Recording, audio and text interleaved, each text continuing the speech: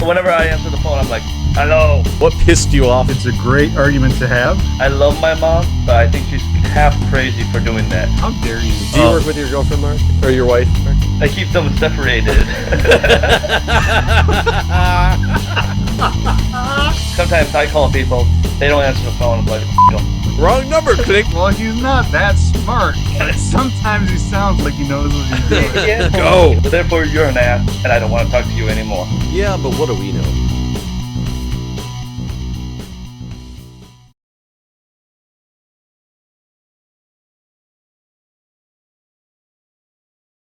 Oh. People aren't going to recognize me now. They're all going to come in and be like, who is this not Cactus guy? I miss Cactus. Wow, that's why there was no show last week. They were firing Cactus. Yeah, we had to go find a lookalike, but, you know. With the same sort of stairwell behind him in the shot. Yeah, I mean, he did just take over your house. So it was company housing, you know. Yeah. So those who are worried, we replaced Evil Mike with his twin brother. So does that mean I have to be not like? So is this like Bizarro World, Mike? I can't be curmudgeon-y anymore. Well, it depends because Evil Mike, his twin brother. Was I really evil? Well, it doesn't mean that Evil Mike's twin brother also isn't evil. You just call one. Maybe it's more Evil Mike and Evil Mike. I mean, okay. you never know. We'll see which way this goes. My wife seems to be rearranging furniture upstairs. It's kind of frightening. I mean, it's always a good time to do it during a podcast. That's what I always prefer. You know? Could always be like Julia. I tell her that I'm going to record a podcast tonight. And she goes, okay. And she walks in the door and she's like, okay, I'm going to start cooking dinner. I'm like, well, I'm going to record a podcast. Well, hello, everybody. I am Mike. And I'm Mark. And I am blank space name. And this is What Do We Know? Wow. You guys didn't introduce yourselves by the real names. Wow. Oh, I'm not Cactus. Well, at least we got the order down, and it was kind of seamless for a minute. It would have been perfect if we just did it normally. You know, maybe we need to take a week off every now and then and get that in sync. Maybe that's what happened there. So, as you guys, well, if you watched last week's video, no, we couldn't make it work, but we found a way this week, for sure. I feel like my camera's funny. Maybe not. Good time to check it after we start recording. Well, I'm curious what you thought was funny and what you adjusted exactly, because yours is like connected to your laptop. Like you would have had to turn the whole machine in order to. It'd be like me going, "Oh, my camera's funny. Let me just twist my monitor so now I can't see what's actually happening." I mean, I felt like it was. I don't know. I don't know what I felt like. I felt like just moving my computer. That's all. Don't worry about what I'm doing over here. Just let the creative process happen. I'm always worried though, but we don't know you because you're like not the same guy as a couple of weeks ago. You're not. I am not Cactus. That's right. So what's been going on? We've had a lot of stuff going on. Actually, I feel like we can talk about our personal lives. Well, I don't know if Mark's had a lot of stuff going on. Well, do tell, Mike, because I'm not sure what I've had going on either. Well, you were out of town last weekend, right? Oh, yeah. I was down at good old PAX South. PAX South? Yeah. How was that? It was good. Convention. We had a booth. It was cool. It's like a dunking booth? Yep, it was a dunking booth. Nice. And we also had, a petting zoo was there as well. Cool. And what else did we have? You have a bungee llama? jumping. Was there a llama? We did not have we had alpacas instead.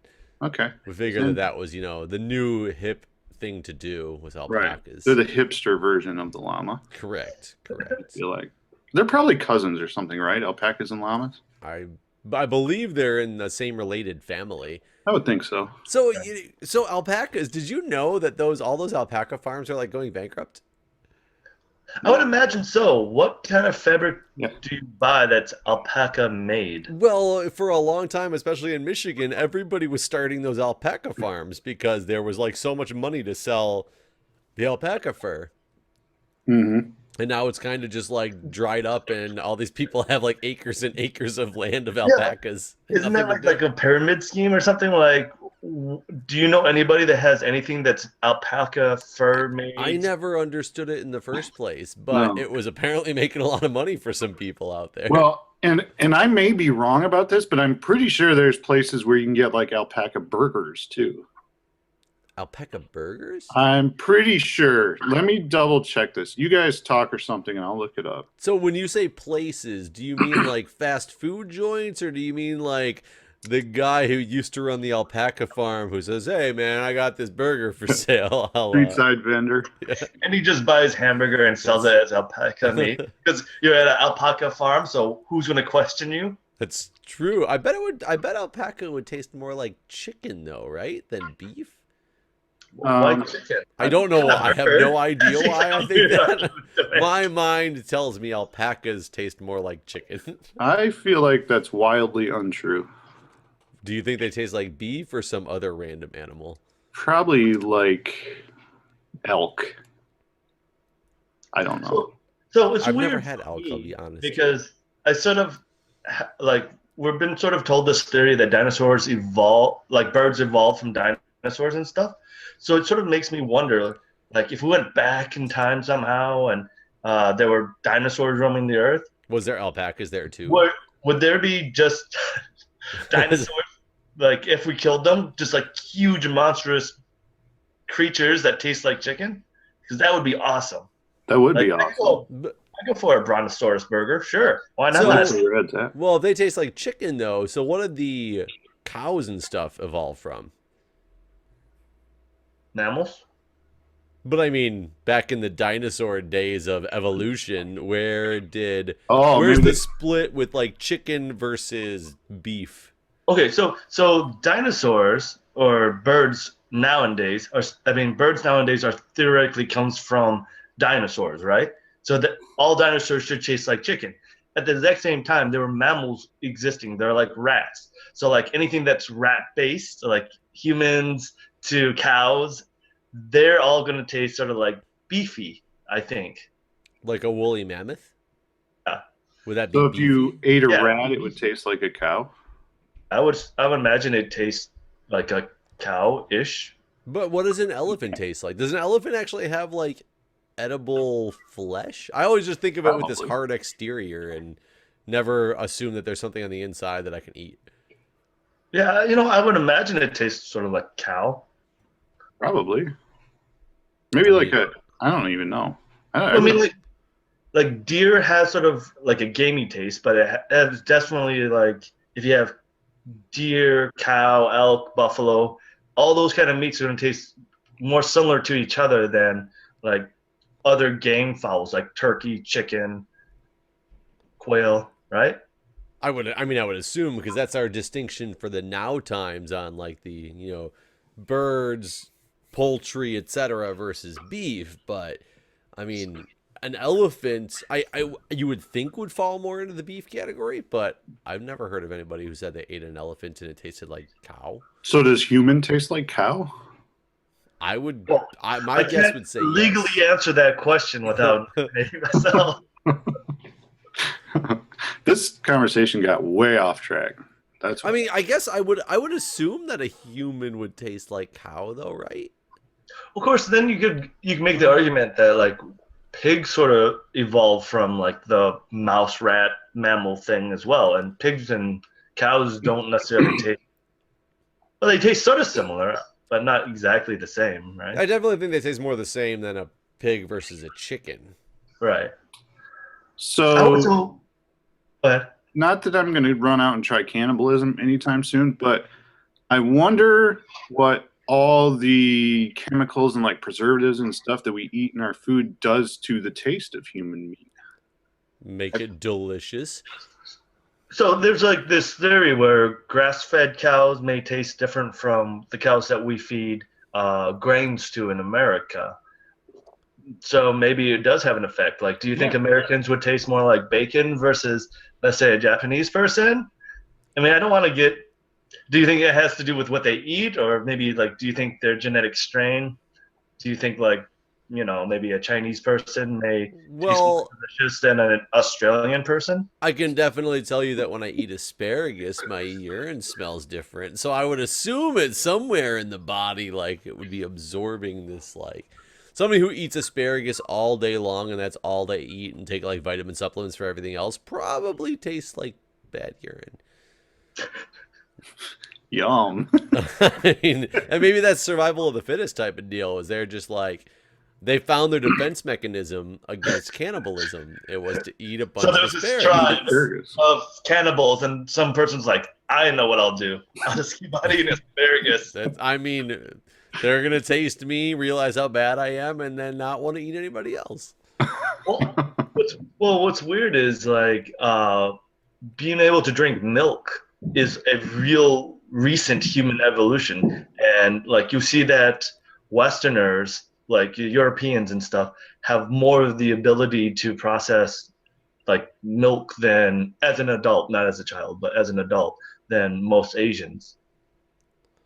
Although in Japan, like we get milk every day for lunch too, but well, but you still see a lot of people who are lactose intolerant and stuff like that.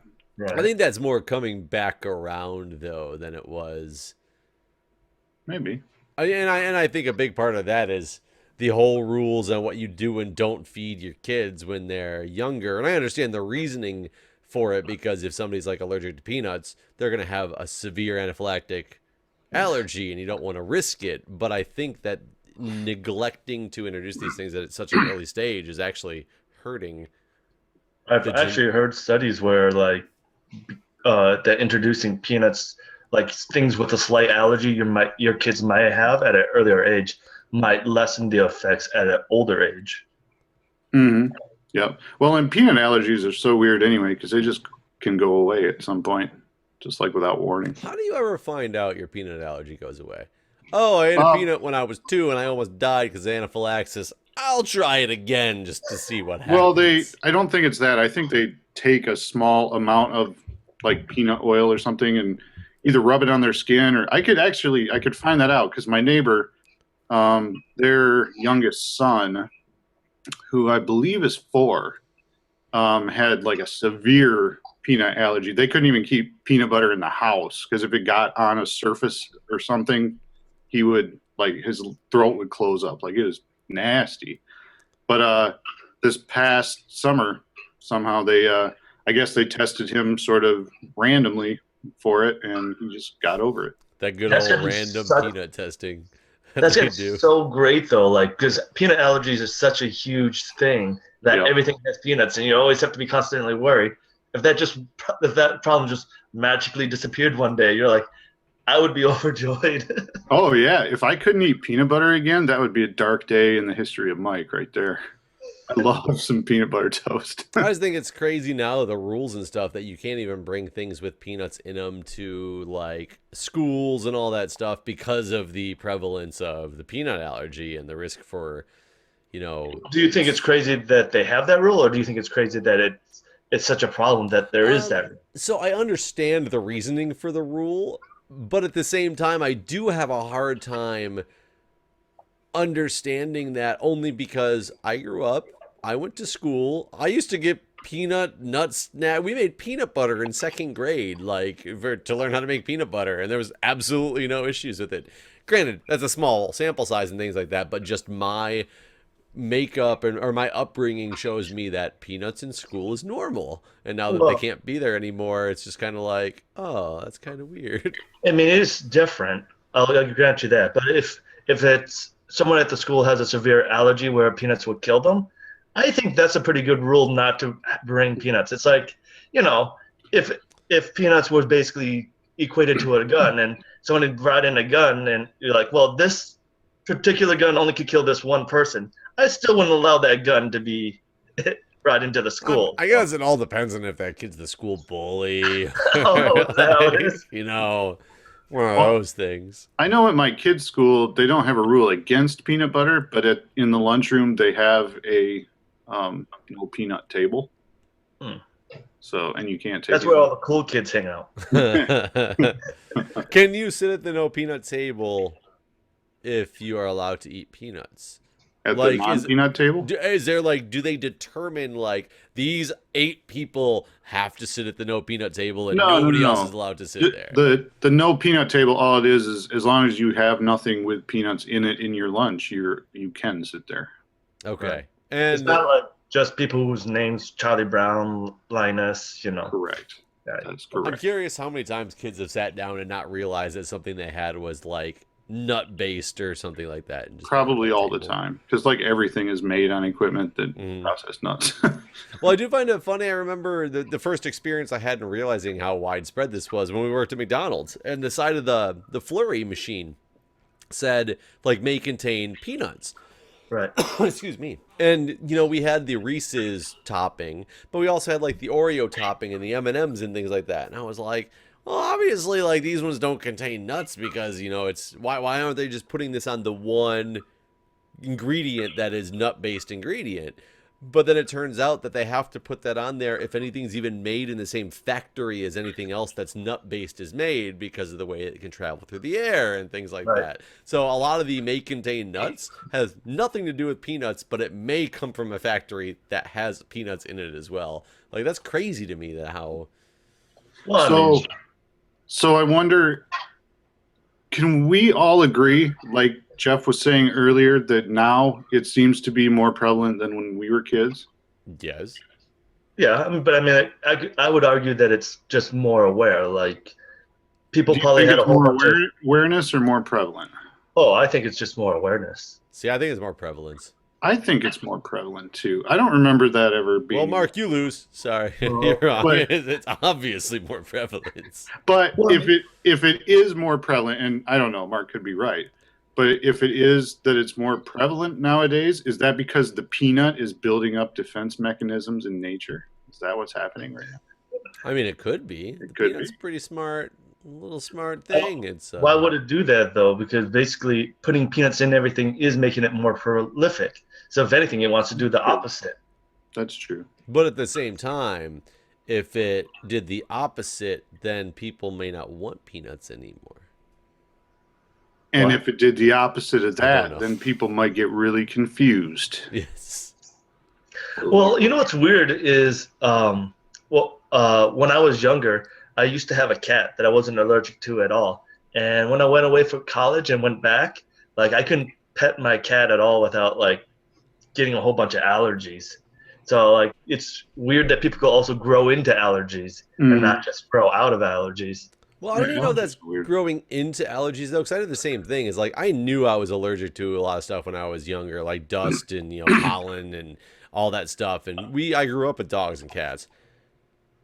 Wasn't really a big issue, but just like you, when I went to college and came back, sneezing all the time, nose running, eyes watering, and I think it's not just because I had grown into it. It was just I was so used to it, my body kind of built up this mechanism to fight it. Yeah, it's tolerance. And then when I went to college and came back, the tolerance was gone. Right. That's just my speculation, though. I have no real idea. I think it's all a conspiracy. The by allergy conspiracy. administration As a parent of 2 younger kids, they tell you now that it's probably best to expose your kids to animals at a young age. And I don't know how proven it is, but they say, you're less likely to be allergic later in life if you're exposed to them young. However, my wife and I are not animal people. We're not getting an animal anytime soon. So sorry, kids, you're just going to be allergic to animals. That seems like a smart thing to do if you don't like animals. Like if you're not an animal person, make sure your kids are allergic. Sorry, honey, you can't get a cat. You're allergic. So if that's the case, then why is it supposed to be like kids can't have nuts until they're 2 years old? I have no clue.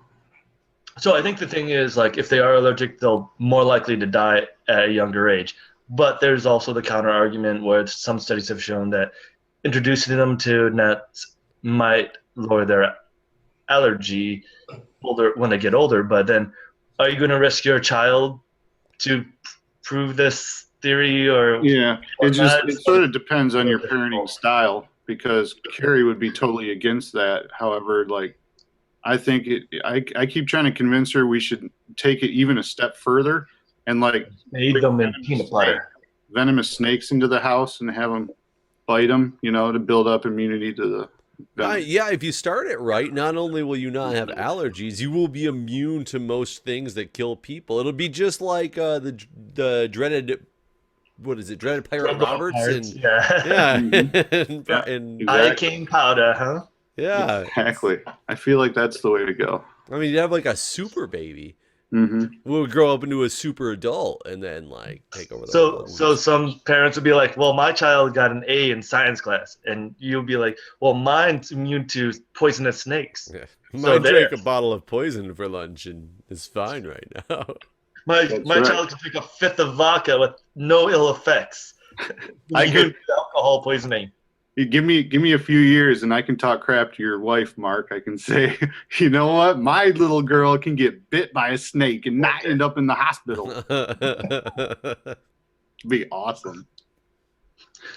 Actually, we went to like this sake festival, and this is after my wife got bit by a snake, and there was this Like booth. before you went to the hospital? Like in between, it was at the stop on on the the way way. Well, so anyways, there was this booth where they were selling the jar of sake with a poisonous snake and the dead poisonous snake in there, and I took a shot of that, which basically tasted like sake. So don't waste your money on that. It doesn't change the flavor. Well, the more I think about it, it's like, oh, I ate something with a dead cadaver in it. Wow. Well, that's what I was trying to think. You said don't waste your money.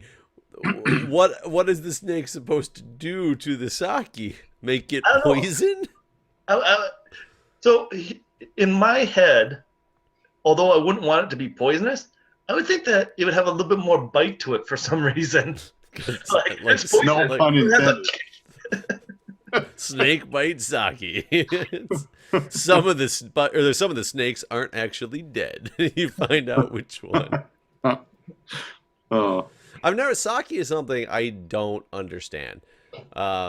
It's not something I have a taste for, and what I do taste out of sake, it tastes like watered down vodka to me. And so many people are like these sake connoisseurs, and I'm just like, But you used to be the same way about beer. beer doesn't all taste the same though.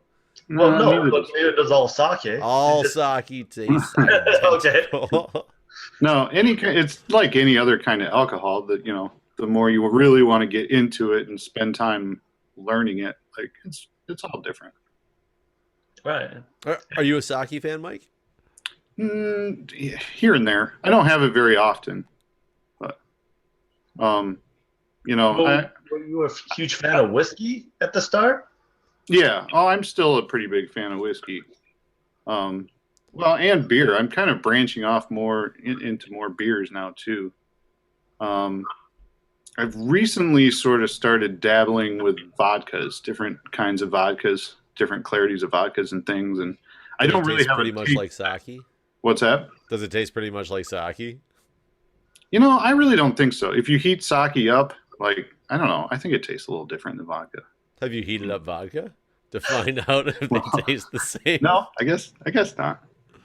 But Well, okay. So you were saying that you're a connoisseur of, like, you know, whiskey and stuff like that. I don't know if I'm a connoisseur, but I enjoy whiskey.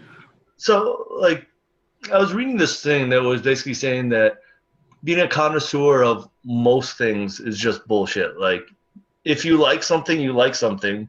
But to say that you're an expert, like, you can't have bottles of wine and have a consensus of a whole bunch, variety of people and say, this is the superior wine, because everybody has their own likes, right? So you can say the same thing with beer, because a lot of people disagree which beer is the best. Right. And then if you're a person who loves coolers, who knows why, but if you love coolers, you could say, like, I'm a connoisseur. This is absolutely the best.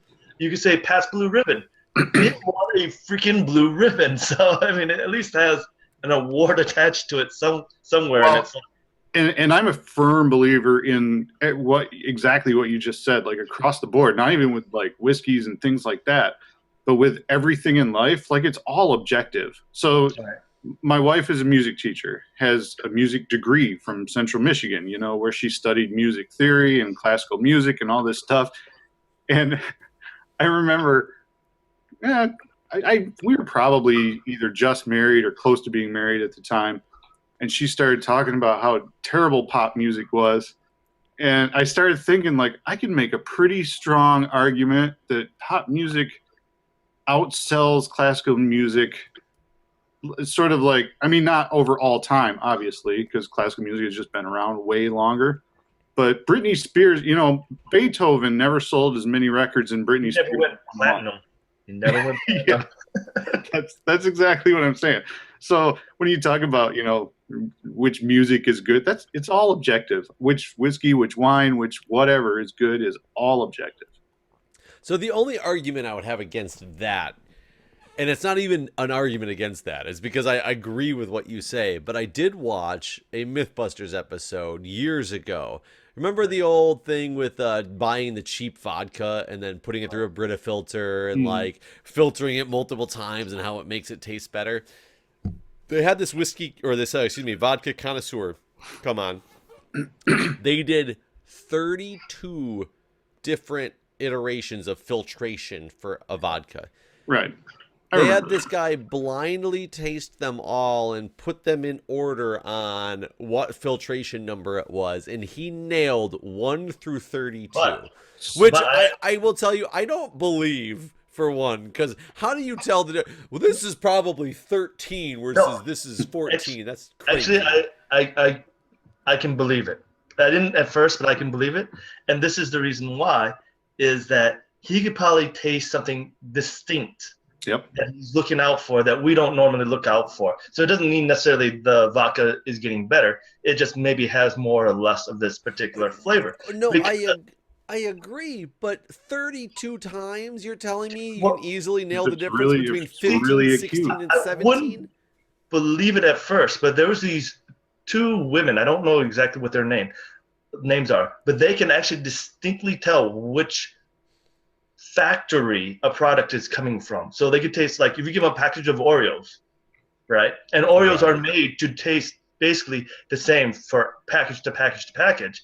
They can tell which factory that package of Oreos comes from. They'll like taste the Oreo and they're like, this is the one from Ohio in Gainesville or whatever. Well, and it's sort of the same reason why, you know, some people really like beets or limes. Like we watched Jeff a long time ago on this podcast just eat a lemon.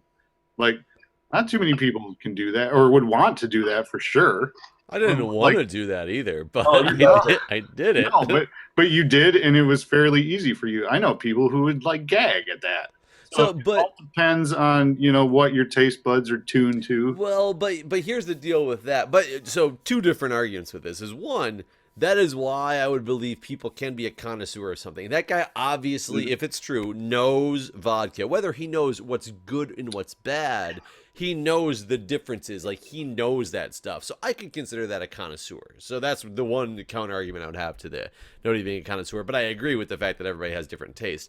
But back to the other thing, with the people knowing where a factory was, they've probably, for years, Oreos have been made in a factory and made the exact same way. And these people have clued into, well, when I taste this Oreo, I can taste something different in it. And that turns out it's always from this one factory. Right. When you're dealing with filtering vodka through a Brita filter, you can't practice for that because every Brita filter is going to function differently. Every time you do it and by who does it, it's going to happen slightly differently.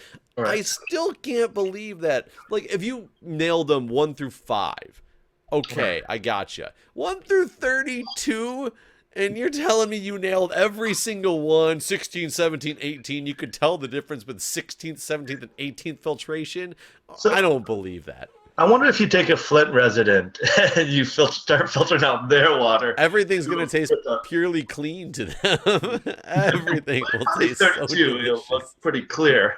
But did you see that they were going to start shipping in, like, FedEx? Was it FedEx or UPS? One of the big shipping companies, and like Missouri or some random state are combining together and shipping water to Flint now for like. Everybody is shipping water here. In fact, Snoop Dogg was just in town having a meeting with the mayor of Flint. Like Snoop Dogg. Yeah. But you know what the results of this is going to end up being.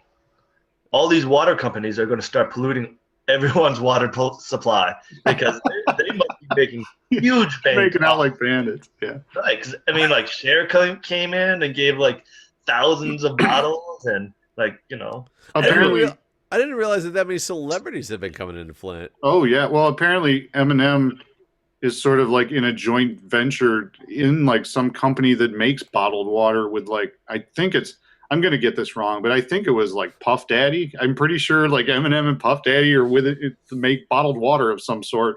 And so they shipped like 1 million bottles here. And like I said, Snoop Dogg was just up here and like, it's crazy.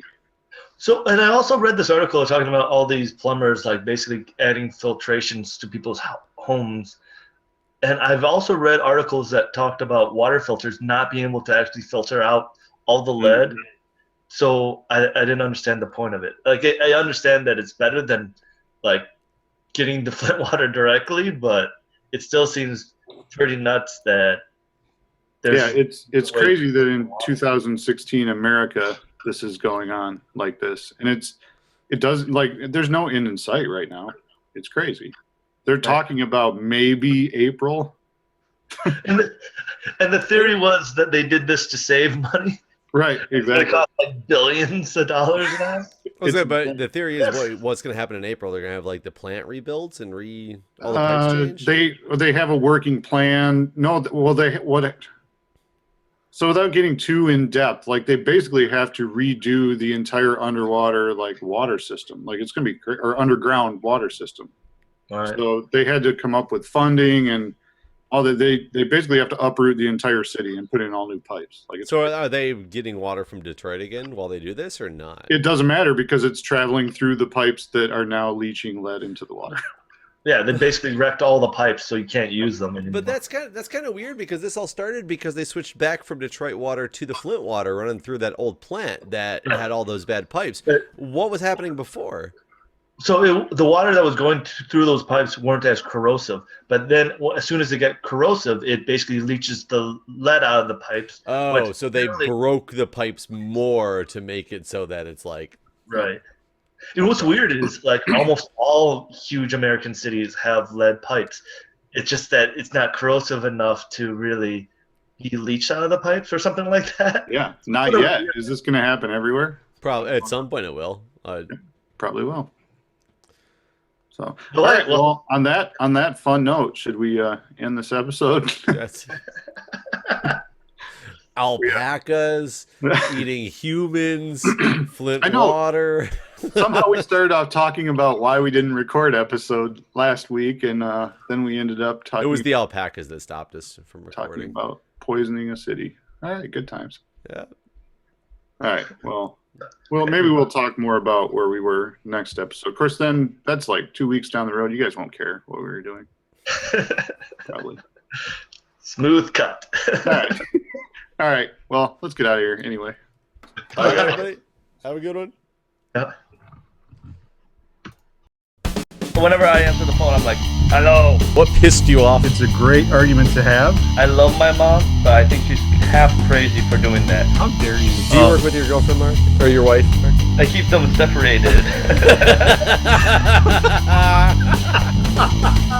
Sometimes I call people, they don't answer the phone. I'm like, wrong number, click. Well, he's not that smart.